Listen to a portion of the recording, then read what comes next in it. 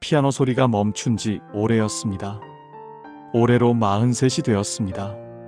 결혼도 못했고 가진 것이라고는 전세도 아닌 작은 원룸 하나와 오래된 휴대폰, 그리고 매일 입고 다니는 회사 점퍼뿐이었습니다. 사람들은 저를 그냥 택배 기사라고 불렀습니다.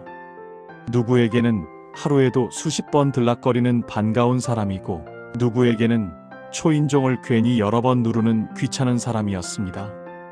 그날도 그랬습니다. 골목마다 차를 세우고 카트에 상자를 싣고 엘리베이터를 타고 계단을 오르내리면서 하루를 흘려보내고 있었습니다.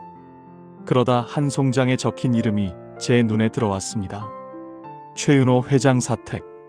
성을 보는 순간 손이 잠시 멈췄습니다. 최 씨였습니다.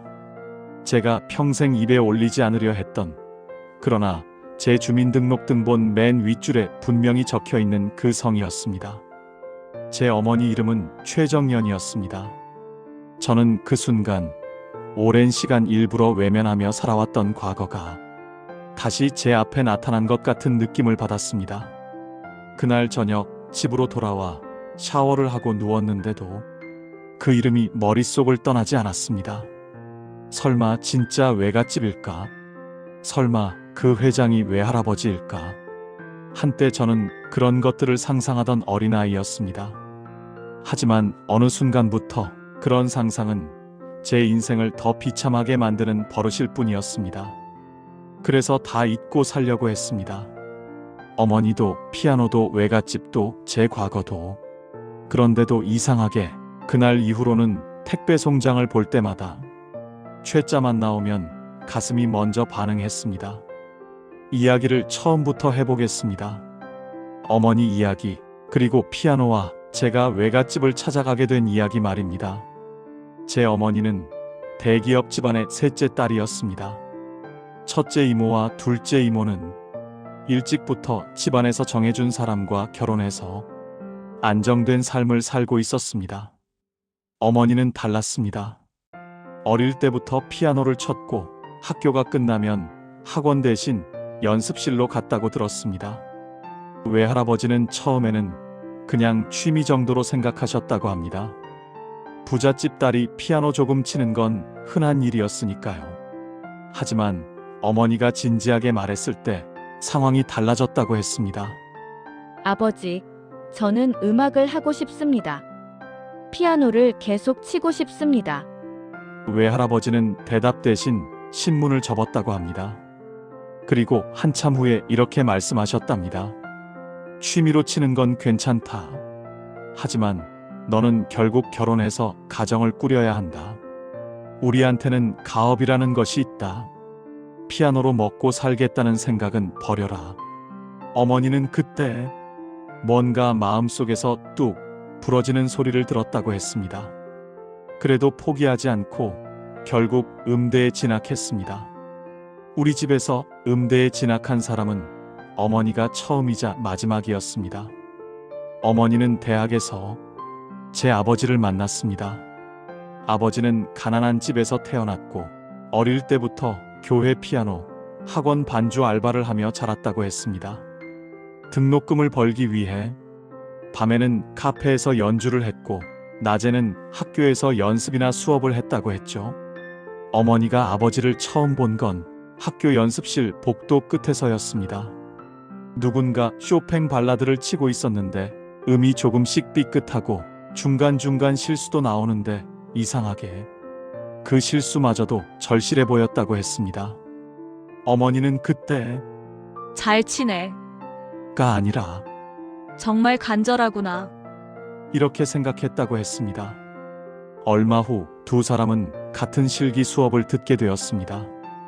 어머니는 자연스럽게 아버지에게 다가가 말을 걸었습니다. 아까 연습실에서 치셨죠? 쇼팽 발라드 1번이었나요? 네. 네. 들으셨습니까? 아버지는 조금 부끄러워하며 웃으셨다고 했습니다. 옆에서 듣던 친구가 농담처럼 말했습니다. 야, 너 오늘 잘 됐네? 재벌집 따님이 칭찬해 주시네. 아버지는 그 말을 듣고 화들짝 놀라셨다고 했습니다. 어머니가 어떤 집안인지 이미 학교에는 쫙 소문이 나 있었거든요. 어머니는 그때 이야기를 들려주며 작게 웃으셨습니다. 다들 내가 재벌집 딸이라고 해서 부잣집 남자랑 결혼할 줄 알았대. 근데 내가 선택한 사람은 맨날 손에 굳은 살 박힌 가난한 피아노쟁이였지. 어머니는 그 말을 하실 때마다 후회하는 표정이 아니라 조금 쓸쓸하지만 그래도 행복했던 얼굴을 하셨습니다. 아버지는 성실한 사람이었다고 했습니다. 늦게까지 연습하다가도 어머니가 배고프다고 하면 학교 매점에서 라면을 사와 같이 나눠 먹었다고 했습니다. 비싼 선물은 한 번도 못 해봤지만 아버지는 어머니를 위해 자기가 캐리어 끌고 다니며 하던 알바 자리도 한 번씩 양보해줬다고 했습니다. 내가 대신 할게. 넌 오늘 좀 쉬어라.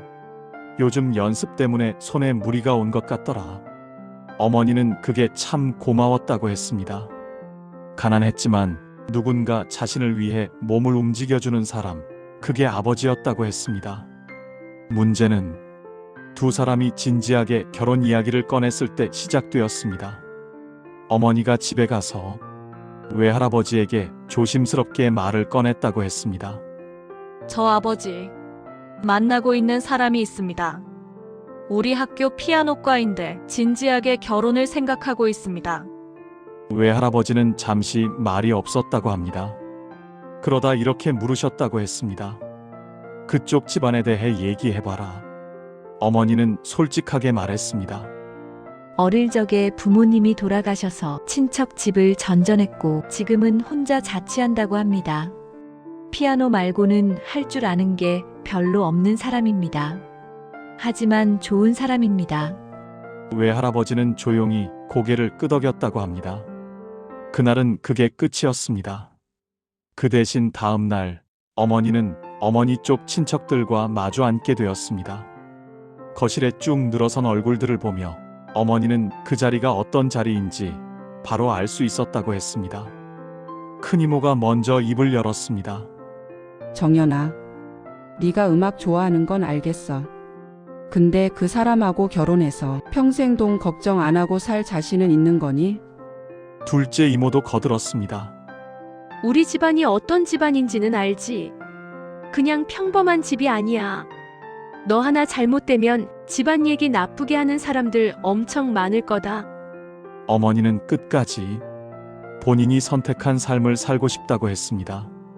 그러자 마지막으로 외할아버지가 천천히 말을 꺼냈다고 했습니다. 그래, 네가 정말 그 사람과 결혼하고 싶다면 할 수 있다. 하지만 그 순간 이 집과는 인연이 끝나는 거다. 돈도 집도 지원도 어느 것 하나 바라지 마라. 많은 드라마에서나 나올 법한 대사였습니다. 하지만 제 어머니는 정말 그런 말을 들으셨다고 했습니다. 어머니는 한참을 고민했다가 조용히 고개를 끄덕였다고 했습니다. 네, 알겠습니다. 그리고 그 말에 진짜로 모든 것이 끊어졌습니다. 그날 이후 어머니는 집을 나왔습니다. 가져나온 것은 옷 몇 벌과 어릴 적부터 치던 피아노 악보들, 그리고 통장에 조금 쌓여있던 장학금, 아르바이트 돈뿐이었다고 했습니다. 어머니와 아버지는 결혼식을 조용하게 치렀습니다. 친정을 비롯한 어느 쪽에서도 축의금은커녕 축하 인사 한마디 없었습니다.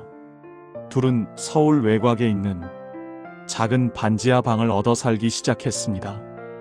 거기에는 아버지가 어렵게 중고로 구해온 낡은 업라이트 피아노 한 대가 전부였습니다. 제가 그 반지하에서 태어났습니다. 제가 아주 어렸을 때부터 집에는 늘 피아노 소리가 났습니다. 아버지가 치고 어머니가 치고 둘이 같이 앉아 내 손으로 치기도 했습니다. 사실 그 시절을 저는 완전히 기억하지는 못합니다. 하지만 어머니가 가끔 사진을 보여주시며 이야기를 해주셨습니다. 너 어릴 때 말이야. 우리가 피아노만 치면 꼭 그 건반 밑으로 기어들어갔어. 거기가 제일 따뜻했나 봐. 너 거기서 엎드려 자곤 했어. 사진 속의 저는 피아노 아래에 이불을 깔고 엄청 평화롭게 자고 있었습니다. 어머니는 그 사진을 볼 때마다 표정이 조금 부드러워졌습니다. 그땐 힘들어도 참 좋았지. 너도 있었고, 내 아버지도 있었고, 피아노도 있었으니까. 하지만 그 행복한 시간은 그리 오래 가지 못했습니다. 제가 6살 때였습니다. 겨울이었고 눈이 많이 내린 날이었습니다. 아버지는 그날도 밤에 호텔 라운지에서 피아노를 치는 알바를 가셨습니다. 눈이 많이 와서 어머니가 걱정했다는 이야기를 나중에 들었습니다. 오늘은 그냥 가지 말아요. 돈이야 조금 덜 벌면 되잖아요. 연습도 할 겸 다녀올게. 금방 올 거야. 그게 마지막 대화였습니다. 아버지가 돌아가시던 날 밤에 대해 어머니는 평생 제대로 말을 하지 못했습니다. 가끔 꿈에서 그날 이야기를 하다가 잠결에 눈물을 흘리시곤 했습니다. 사고 소식은 경찰에서 먼저 연락이 왔다고 했습니다. 눈길에 미끄러진 차가 횡단보도 앞을 치고 올라왔고 그 앞에 서 있던 사람이 아버지였다고 했습니다. 아버지는 그 자리에서 세상을 떠나셨다고 했습니다. 어머니는 그날 이후 피아노 의자에 한동안 앉지 못했습니다. 피아노 뚜껑을 닫고 하루 종일 그 앞에서만 울었다고 했습니다. 제가 기억하는 어머니의 모습은 대부분 그 이후였습니다. 아버지가 돌아가신 뒤 집안 분위기는 완전히 바뀌었습니다. 반지하 방은 이전에도 넉넉한 곳은 아니었지만 이제는 정말 숨이 막힐 정도로 좁고 차갑게 느껴졌습니다. 어머니는 생계를 위해 여러 일을 하셨습니다. 낮에는 학원에서 아이들을 가르치고 저녁에는 카페에서 반주를 치고 때때로 식당 설거지까지 하셨다고 했습니다. 그런데 이상하게도 집에 돌아와서는 피아노를 거의 치지 않았습니다. 피아노 뚜껑은 항상 닫혀 있었습니다. 대신 어머니는 저를 그 앞에 앉히기 시작했습니다. 앉아봐. 손 이렇게 올려봐. 그래, 네가 대신 쳐야 한다. 처음엔 재밌었습니다. 어릴 때부터 피아노 아래에서 놀았기에 피아노 소리가 낯설지는 않았습니다. 하지만 곧 그 시간이 저에게는 숨 막히는 시간이 되었습니다. 유치원을 마치고 집에 오면 친구들과 놀 틈도 없이 피아노 앞에 앉아야 했습니다. 한 번 더. 거기 틀렸어. 다시. 어머니의 목소리는 차갑지 않았습니다. 오히려 너무 간절했습니다. 그래서 더 무서웠습니다. 어머니는 말했습니다. 네 아버지는 제대로 된 무대 한 번 못 써보고 갔어. 나는 그게 너무 억울해. 너는 아버지 손을 닮았어. 너라도 무대에 서야 해.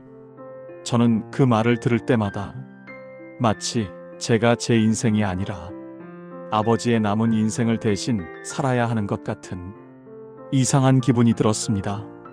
처음에는 어머니가 불쌍해서 그래서 열심히 연습했습니다.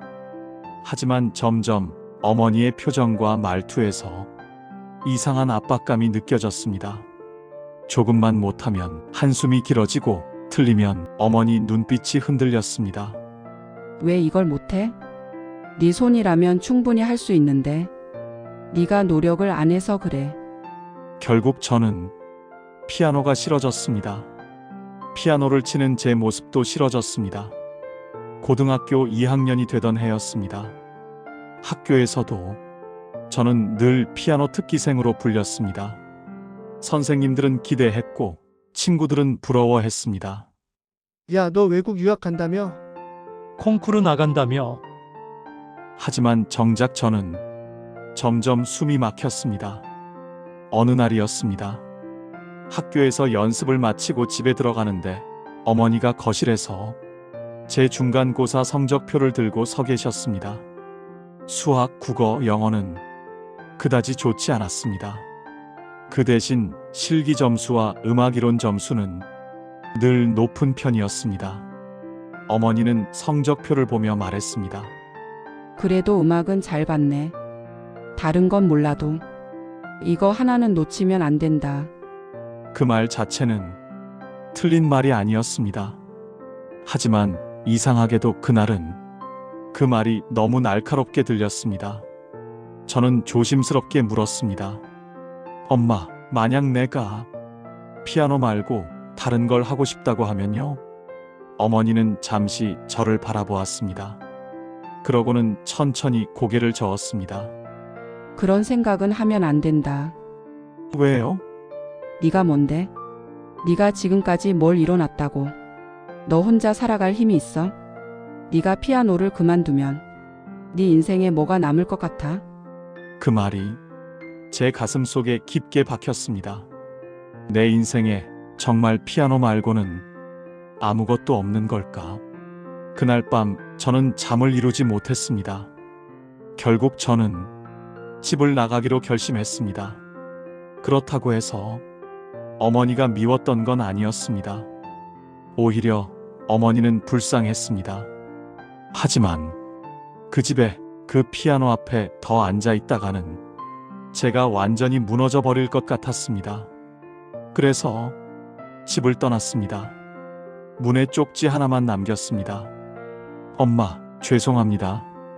저는 그냥 제가 뭘 좋아하는지, 제가 어떤 사람인지 한 번은 제 발로 찾아보고 싶었습니다. 너무 미워하지 마세요. 어머니가 그 쪽지를 보고 어떤 표정을 하셨을지 저는 지금까지도 상상하기 어렵습니다. 그날 이후로 어머니와의 관계는 완전히 끊겼습니다. 그리고 제가 다시 어머니를 찾았을 때 어머니는 이미 치매 요양원에 있는 환자가 되어 있었습니다. 집을 나온 뒤 저는 곧장 검정고시 학원에 등록했습니다. 처음에는 누구에게도 기대지 않겠다고 마음먹었지만 막상 혼자 살아보니 세상은 생각보다 더 단단했고 냉정했습니다. 하루는 편의점 김밥으로 끼니를 때웠고 다음 날은 컵라면으로 버텼습니다. 그리고 또 다음 날은 그냥 배고픔을 참고 잠들었습니다. 그렇게 몇 달을 보내며 검정고시를 준비했고 서류 접수일 전날 밤에야 어머니가 떠오르며 이런 생각이 들었습니다. 어머니는 지금도 피아노를 치고 있을까? 하지만 그 생각은 3초도 지나지 않아 사라졌습니다. 그보다 중요한 것은 제가 살아남는 일이었습니다. 검정고시에 합격한 저는 운 좋게 대학에 들어갔습니다. 물론 음악대학이 아니라 컴퓨터공학과였습니다. 처음엔 생소했습니다. 음악을 제외한 거의 모든 분야가 그랬습니다. 그런데 이상하게도 코드를 맞춰가며 무언가가 완성되는 과정은 피아노와 비슷하다고 느껴졌습니다. 실수를 하면 전체가 어긋나고 정확하게 맞아떨어지면 매끄럽게 흘러가는 구조. 마치 악보 같았습니다. 학과 생활은 바쁘고 외로웠지만 적어도 누군가의 꿈을 대신 짊어지는 느낌은 아니었습니다. 그게 좋았습니다. 그리고 처음으로 이 길이라면 나도 할 수 있을 것 같다. 이런 생각이 들었습니다. 졸업 후 저는 작은 IT 회사에 취업했습니다. 첫 월급을 받던 날 편의점 삼각김밥 대신 대형마트에서 소고기를 산 기억이 있습니다. 그날 혼자 고기를 익혀 먹으며 괜히 뿌듯했습니다. 이제 나도 잘 살 수 있겠다. 그렇게 생각했습니다. 그러나 삶은 그렇게 쉽게 흘러가지 않았습니다. 회사에서 진행하던 프로젝트가 실패했습니다. 책임자가 없었고 윗선은 누군가를 탓해야 했습니다. 그때 가장 포지션이 약한 제가 눈에 띄었습니다. 문서 정리 제대로 했습니까?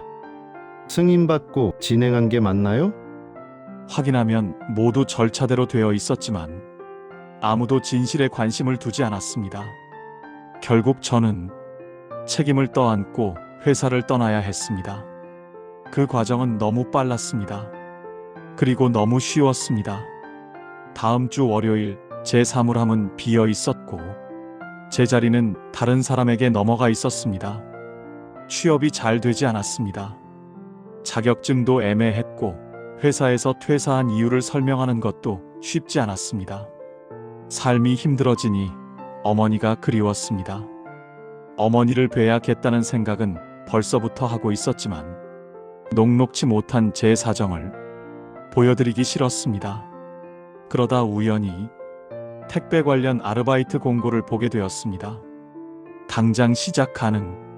성실한 분 환영. 그 글귀가 제게 말을 걸어오는 것 같았습니다.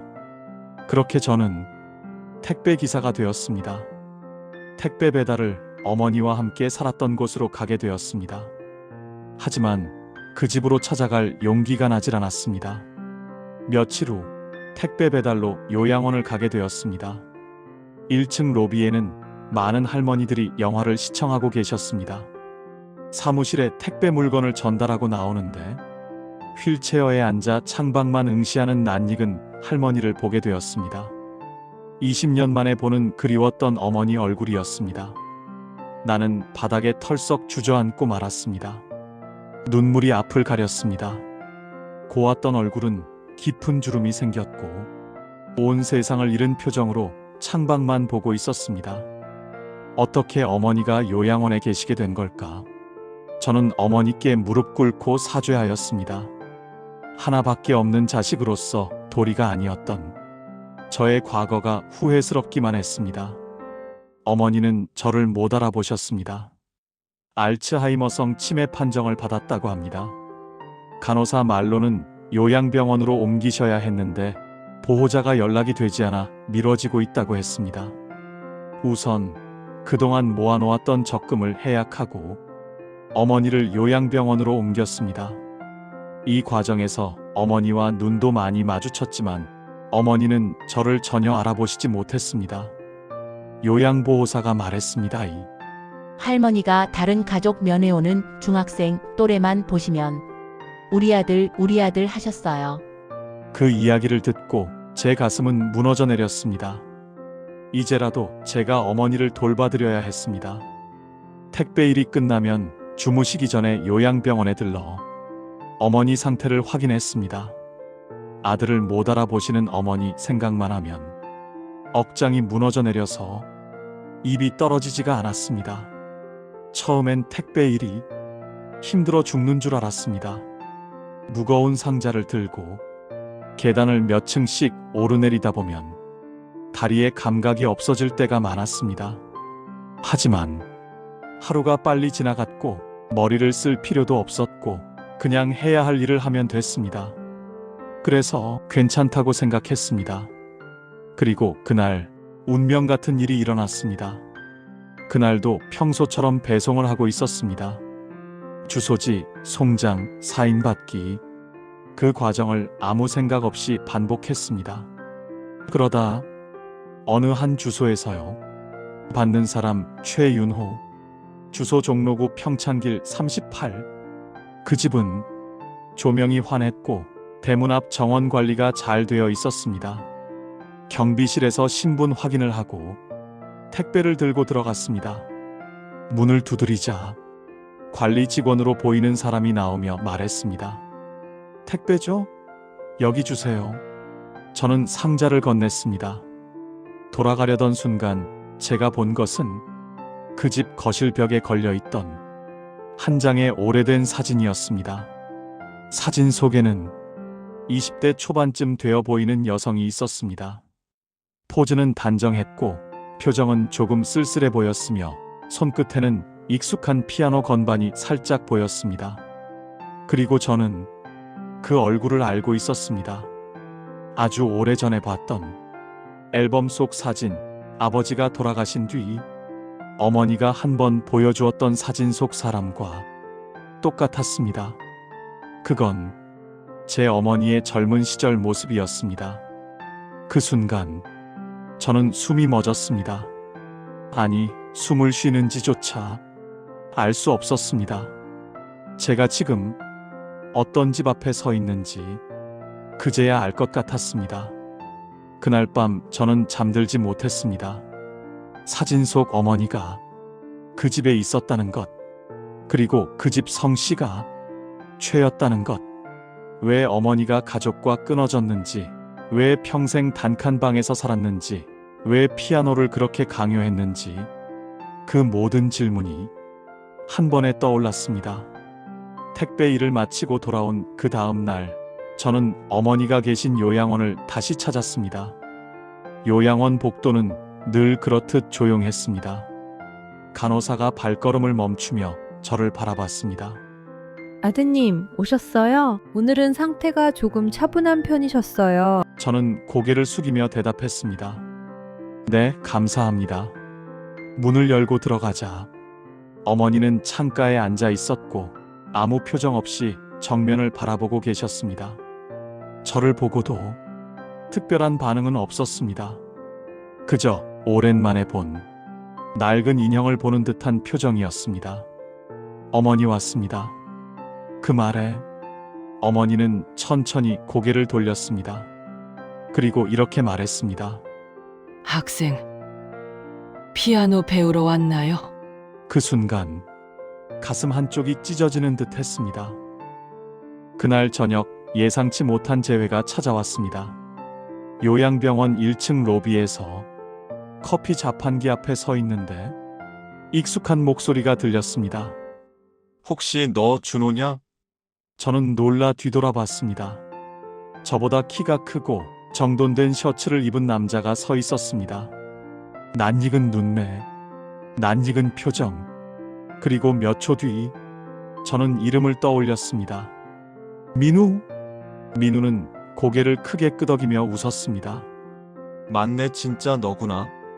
나 어렸을 때 너희 어머니한테 피아노 배웠잖아. 저는 조금 멍해졌습니다. 그 이름과 그 시절이 제 머릿속에서 낯설게 부서졌습니다. 그래, 기억난다. 민우는 커피를 건네주며 말했습니다. 나 여기 봉사활동하러 자주 와. 음악치료사야.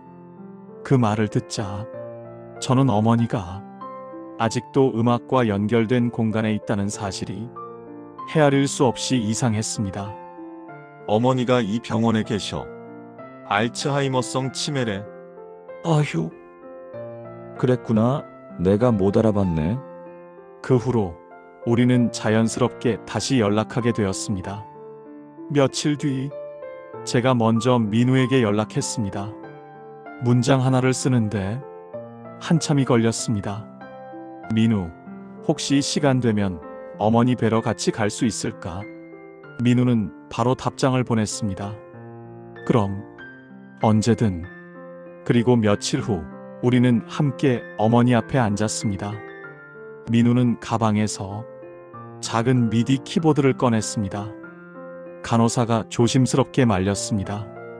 피아노 소리에 예민해질 수도 있는데 괜찮을까요? 하지만 민우는 부드럽게 답했습니다. 걱정하지 마세요. 이건 자극이 아니라 기억을 꺼내는 도구입니다. 그리고 그는 연주를 시작했습니다. 쇼팽 녹턴 20번시 단조. 아버지가 어머니에게 처음 들려주었다는 곡. 제가 태어나기 전 둘이 연주하며 사랑을 나눴던 곡. 그 음악이 흐르는 순간 어머니의 손가락이 천천히 움직였습니다. 처음엔 공기 위를 만지는 듯한 동작이었습니다. 그러다 건반 위에서 동작과 똑같은 움직임으로 멈췄습니다. 그리고 어머니가 입을 떨며 중얼거렸습니다. 이 곡은? 저는 숨조차 삼킬 수 없었습니다. 준호 거기 있니? 그 한 문장은 그동안 가슴에 쌓였던 원망, 미움, 서운함, 공허함을 모두 무너뜨렸습니다.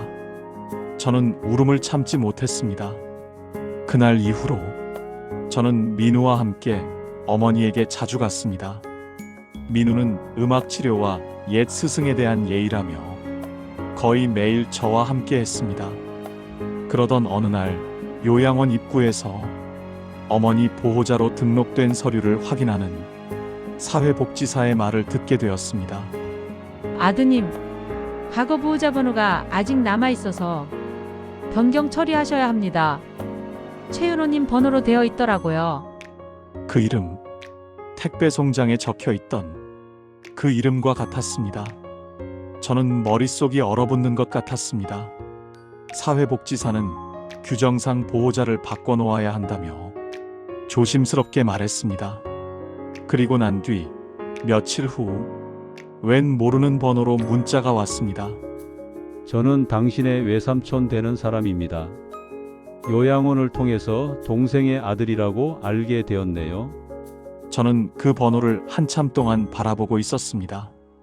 전화기를 쥔 손이 식은땀이 날 만큼 굳어 있었고 머릿속에는 수많은 생각이 떠올랐습니다. 이걸 받아야 하는 걸까? 왜 지금에서야 연락을 하는 걸까? 정말 나와 어머니를 찾고 싶었던 걸까? 아니면 무슨 목적이 있는 걸까?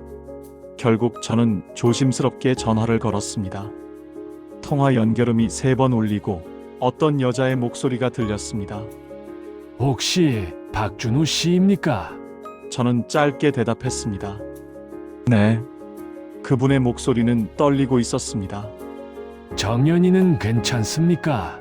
지금 어디에 있습니까? 그 질문을 듣는 순간 저는 알 수 없는 감정이 밀려왔습니다. 분노도 아니었고 그렇다고 용서나 그리움도 아니었습니다. 그저 묻고 싶었습니다. 왜 지금 연락하시는 겁니까? 잠시 정적이 흘렀습니다. 그리고 그는 조용히 말했습니다. 우리가 찾을 수 없었습니다. 찾았어도 받아줄 마음이 있었습니까? 이번엔 침묵이 더 무거웠습니다. 그분은 깊게 숨을 들이쉰 뒤 대답했습니다. 아니요, 그땐 아니었습니다. 그리고 이어서 말했습니다.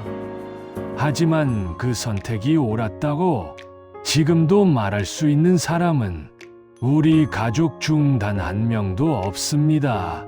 그 말에 저는 아무 말도 할 수 없었습니다. 며칠 후 우리는 마주 앉았습니다. 만남 장소는 서울 외곽에 있는 조용한 카페였습니다.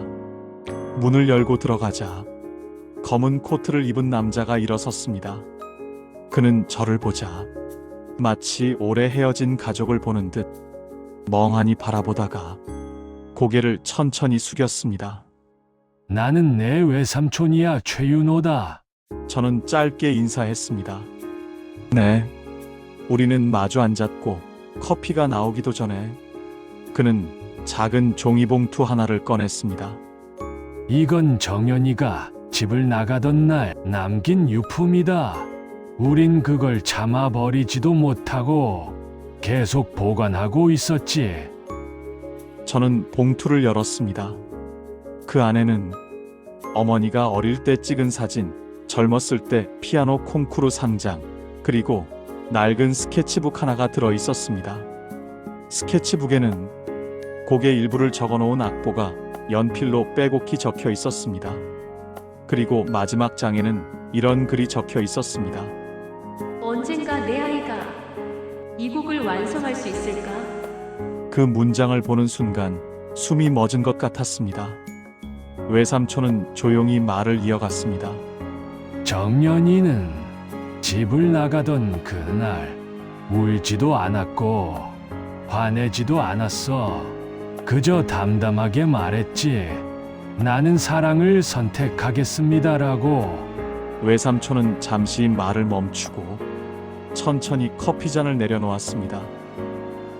그리고 우리가 틀렸다. 우리는 체면과 기준을 지키려 했고 그게 가족을 보호하는 일이라고 믿었다. 하지만 정연이는 가족보다 사랑을 택했고 그 선택 때문에 오히려 우리가 정연이를 잃었다. 그의 목소리는 점점 떨렸습니다. 그때 우리가 조금만 더 기다렸다면, 조금만 더 이해했더라면 지금처럼 되지 않았을 텐데. 저는 그 말을 듣고도 바로 화해의 마음이 들진 않았습니다. 대신 이렇게 말했습니다. 어머니는 지금 치매입니다. 저도 너무 늦게 찾았습니다. 외삼촌은 놀란 표정으로 물었습니다. 그랬구나. 너는 왜? 저는 머리를 숙인 채 대답했습니다. 피아노에 집착하시는 어머니를 떠나고 싶었습니다. 그래서 제 자신을 찾기 위해 집을 나와 20년을 방황했습니다. 외삼촌은 손으로 얼굴을 덮었습니다. 그리고 아주 조용히 마치 스스로에게 말하듯 중얼거렸습니다. 그래도 늦지 않았으면 좋겠구나. 며칠 뒤 요양병원에 어머니를 보기 위해 갔을 때였습니다. 복도 끝에서 익숙하지만 낯선 실루엣이 보였습니다. 양복을 입은 남자들, 그리고 그들 사이에 천천히 걸어오는 노인이 있었습니다. 그는 보행 보조기를 짚고 있었고 머리는 희게 새어 있었으며 표정은 단단했지만 눈빛은 긴 세월 동안 무너진 사람의 눈빛이었습니다. 그 사람이 외할아버지였습니다. 어머니가 그 모습을 봤다면 어떤 표정을 지었을까요? 저는 알 수 없었습니다. 외할아버지는 어머니의 침대 앞에 서서 천천히 손을 뻗었습니다. 정연아, 그 목소리는 부탁처럼 들렸고 후회처럼 들렸으며 사과처럼 들렸습니다. 어머니는 그 얼굴을 잠시 바라보더니 고개를 갸웃하며 말했습니다. 학생, 피아노 배우러 오셨어요? 그 순간 외할아버지의 입술이 부르르 떨렸습니다. 그는 의자에 앉으며 아주 작은 목소리로 말했습니다. 아직 우릴 기억하지 못하는구나. 저는 그 장면을 보며 그동안 쌓였던 원망과 감정이 한꺼번에 무너져 내리는 느낌이 들었습니다. 그날 면담실에서 외삼촌과 외할아버지는 조심스럽게 한 제안을 꺼냈습니다. 준호야, 너희 어머니의 치료와 생활은 우리가 책임지겠다. 이제라도 가족으로 받아들이고 싶다. 저는 바로 대답하지 못했습니다. 왜냐하면 그 말에는 희망과 후회가 동시에 들어 있었기 때문입니다. 그리고 저는 천천히 말했습니다. 조건이 하나 있습니다. 어머니를 불쌍해서 돕는 게 아니라 딸이었기 때문에 받아들이셔야 합니다. 외할아버지는 오래 침묵하더니 고개를 끄덕였습니다. 그래야지. 그래야 가족이지. 그렇게 끊어졌던 인연은 천천히 하지만 확실하게 다시 이어지기 시작했습니다. 외가와 연락이 닿은 이후 요양병원의 분위기는 조금 달라졌습니다. 어머니 방에는 새 친구가 들어왔고 더 좋은 치료 프로그램이 배정되었습니다. 무엇보다도 어머니의 일정에 음악 치료가 포함되었습니다. 그 치료를 맡은 사람은 다름 아닌 민우였습니다. 민우는 매주 2번 작은 키보드를 들고 어머니의 방에 들어왔습니다. 그리고 연주를 시작했습니다. 기억의 가장 깊은 곳에 남아있던 선율. 처음에는 아무 반응이 없었습니다. 어머니는 음악이 흐르는 동안 창밖만 바라보기도 했고 어떤 때는 그냥 잠이 들기도 했습니다. 하지만 이상하게도 몇 주가 흐르면서 작은 변화가 하나씩 나타났습니다. 첫 번째 변화는 연주가 끝난 뒤였죠. 잘 치네요. 아주 잘 치는 학생이었어요.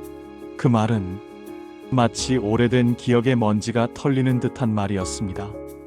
민우는 웃으며 대답했습니다. 선생님한테 배웠습니다. 그때 저는 아주 말썽꾸러기였습니다. 어머니는 그 말을 듣더니 고개를 끄덕였습니다. 그래요. 말 많은 아이였어요. 하지만 손은 참 예뻤죠. 그 말에 저는 고개를 숙였습니다. 그 말 한마디가 너무 따뜻하면서도 저를 찔렀습니다. 어머니는 내 손도 그렇게 기억하고 있을까? 어느 날 민우가 이렇게 말했습니다. 준호, 너도 치는 게 좋겠다. 저는 단호하게 말했습니다. 난 그럴 생각 없어. 이제 피아노는 내 삶이 아니야. 민우는 미소를 잃지 않은 채 조용히 반문했습니다. 내 삶이 아니라 누구의 삶이었는데? 그 질문은 단순해 보였지만 제 심장에 정확히 꽂혔습니다. 그날 밤 요양원 복도를 걸으며 저는 스스로에게 계속 물었습니다. 정말 피아노는 내 것이 아니었을까? 나는 피아노를 싫어했던 걸까? 아니면 피아노를 강요받는 느낌이 싫었던 걸까? 답은 금방 떠오르지 않았습니다. 하지만 묘하게도 그 질문은 사라지지 않았습니다. 며칠 후 민우가 연주 중이던 쇼팽 발라드에서 나도 모르게 손이 움직였습니다. 익숙한 움직임, 익숙한 리듬. 저는 조용히 손가락을 들어 테이블 위를 두드렸습니다. 민우가 그걸 보고 멈춰 섰습니다. 치고 싶구나.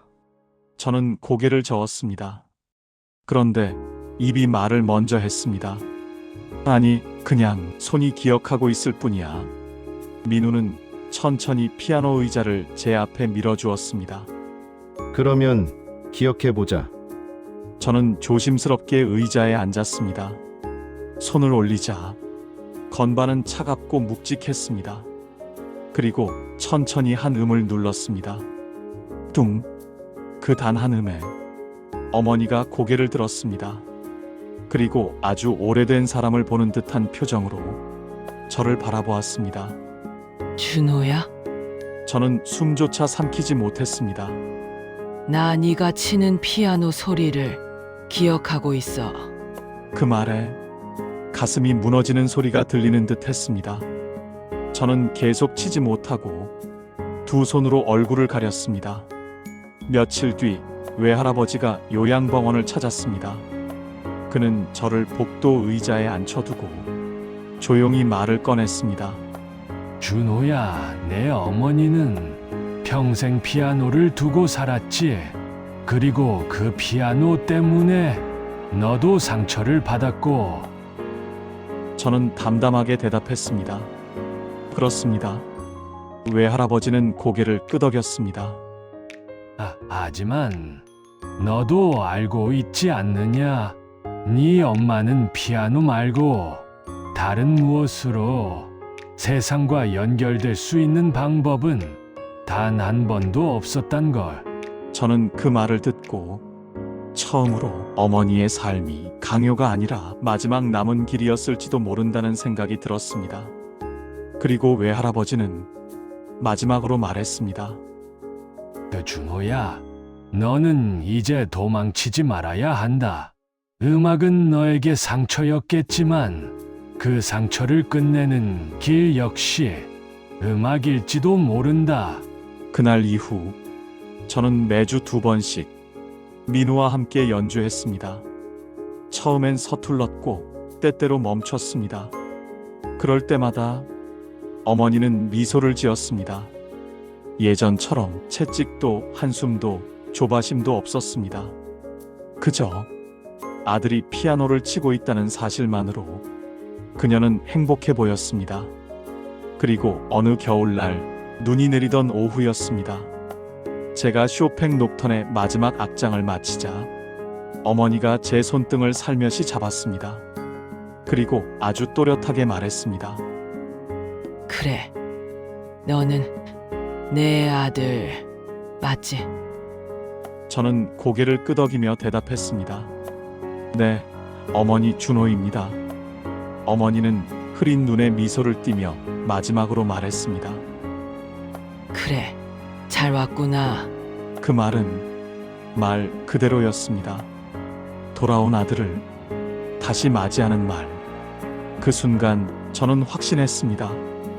어머니는 저를 기다리고 계셨습니다. 어머니의 기억이 잠시 돌아왔던 날 이후 저는 거의 매일 요양병원을 찾았습니다. 때로는 어머니가 저를 알아보았고 때로는 다시 낯선 사람을 대하듯 조용히 미소만 지었습니다. 하지만 그런 짧은 기억의 순간들이 저에게는 그리고 어머니에게도 평생 붙잡고 싶었던 음악보다 더 소중한 선율처럼 느껴졌습니다. 그날은 유난히 추운 날이었습니다. 창밖에는 눈이 내렸고 요양병원 복도는 평소보다 더 고요했습니다. 간호사가 제게 조심스럽게 다가와 말했습니다. 아드님, 오늘은 어머니 상태가 조금 다릅니다. 그 말이 어떤 뜻인지 굳이 설명하지 않아도 알 수 있었습니다. 문을 열고 들어가자 어머니는 평소처럼 창밖을 보고 있었습니다. 하지만 그 표정은 마치 대기 중인 사람처럼 편안해 보였습니다. 저는 천천히 다가가 그 앞에 앉았습니다. 어머니 왔습니다. 어머니는 고개를 돌리더니 조용히 미소를 지었습니다. 그리고 또박또박 말했습니다. 준호야, 너 피아노 참 잘 치더라. 그 말을 들었을 때 제 마음속 어딘가가 무너져 내렸습니다. 저는 손을 잡았습니다. 어머니, 괜찮습니다. 이제 쉬셔도 됩니다. 어머니는 아주 조용히 눈을 감았습니다. 그리고 마지막으로 입술이 미세하게 움직였습니다. 미안했다. 그리고 고맙다. 그 말이 끝나자 어머니의 손은 더 이상 제 손을 잡고 있지 않았습니다. 그 겨울 피아노가 다시 흐르기 시작했지만 어머니의 삶은 천천히 막을 내렸습니다. 장례식장은 조용했습니다. 외삼촌, 외숙모, 사촌들, 그리고 민우가 조용히 자리했습니다. 장례식장 한쪽에는 어머니의 사진과 함께 그녀가 평생 곁에 두었던 악보책과 오래된 피아노 조각이 놓여 있었습니다. 외할아버지는 어머니 영정 앞에서 한참을 서 있다가 조용히 말했습니다. 정연아, 이제는 다시 우리 집으로 돌아왔구나. 그 말은 사과였고 후회였으며 그리고 용서에 대한 부탁이기도 했습니다. 저는 그 모습을 보며 느리지만 확실하게 한 세대의 감정이 정리되는 순간을 보고 있었습니다. 장례가 끝난 지 일주일 뒤 저는 외가 측 변호사에게서 연락을 받았습니다. 고인께서 남기신 문서가 있습니다. 직접 확인하시는 것이 좋겠습니다. 작은 회의실에서 변호사가 봉투를 열고 천천히 읽기 시작했습니다. 내 아들 준호에게 나는 평생 내게 상처를 준 어머니였을지도 모르겠다. 하지만 너는 내가 가장 사랑했던 사람의, 그리고 내가 세상에서 가장 사랑한 존재였다. 내가 피아노를 치지 않아도 좋다. 음악을 잊어도 좋다. 대신 너는 내 삶을 살아라. 나는 내 아버지가 못 이룬 음악을 내게 강요했지만 이제 깨달았다. 음악으로 남이 대신 살아달라는 부탁이 아니라 자신이 걸어가고 싶은 길이어야 한다. 너의 손은 누구의 것이 아니라 너의 것이다. 나는 이제야 그걸 알게 되었다. 그리고 마지막 줄. 사랑한다. 준호야. 그 문장을 읽는 순간 눈물이 조용히 흘렀습니다. 변호사는 마지막 문서를 들었습니다. 고인은 남겨진 예금, 예술재단 명예 피아노 권한 일부, 그리고 그룹 문화재단의 조형 예술기금 운영권을 전부 상속하셨습니다. 저는 믿기 어려웠습니다. 저한테요? 외삼촌이 고개를 끄덕였습니다. 내 어머니가 내게 남길 수 있는 건 이것뿐이었다. 외할아버지도 조용히 말했습니다. 이제는 정연이가 남긴 꿈을 내 방식대로 이어가면 된다. 며칠 뒤 저는 피아노홀 무대 위에 앉았습니다. 텅 빈 객석, 고요한 조명, 그리고 건반 앞에 앉은 저. 그곳은 어머니가 평생 서고 싶어 했던 자리였습니다. 저는 손을 올렸습니다. 그리고 천천히 한 음을 눌렀습니다. 뚱. 그 음은 더 이상 두려움도 강요도 아니었습니다. 비교도 의무도 아니었습니다. 그건 저 자신으로서 치는 첫 음이었습니다. 곡이 끝날 즈음 저는 미소를 지었습니다. 그리고 마음속으로 말했습니다. 어머니, 이제부터는 제 음악을 치겠습니다. 그렇게 피아노는 마침내 저에게 돌아왔습니다. 어머니의 장례가 끝나고 몇 달이 흘렀습니다. 겨울이 지나 봄이 왔고 요양원 창밖에 피던 매화를 보며 어머니의 마지막 미소가 떠오르곤 했습니다. 그동안 저는 정신없이 바쁜 시간을 보냈습니다. 상속 절차를 정리하고 문화재단 관계자들을 만나 설명을 듣고 앞으로 어떤 방향으로 운영할지 논의했습니다. 그 과정 중 수없이 많은 사람들이 저에게 물었습니다. 준호님, 앞으로 재단을 어떻게 운영하실 계획이십니까? 저는 처음엔 대답하지 못했습니다. 왜냐하면 제 인생은 늘 누군가가 정해놓은 길, 누군가의 기대, 누군가의 꿈을 대신 짊어진 길이었기 때문입니다. 하지만 지금은 아니었습니다. 이제는 제가 선택해야 했습니다.